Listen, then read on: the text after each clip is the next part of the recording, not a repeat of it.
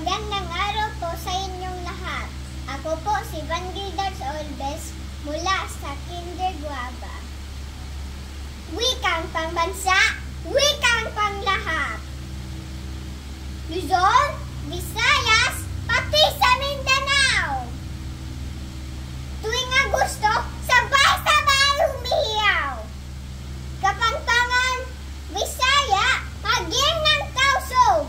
Sa wikang ginto, Pilipinas ay busog.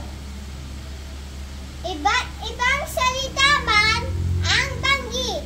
Sa puso, isip, iisa ang gamit. Buong pamamahal, ito ipagpunyi. Kayamanan ng buhay, dugo at laki. Wikang pangbansa ay wikang panglahat. Gamitin ng tama at bigkasin ng matapat. Sandigan ng kalayaan, sagisag ng katapatan. Wikang Pilipino, ingatan at laging alagaan.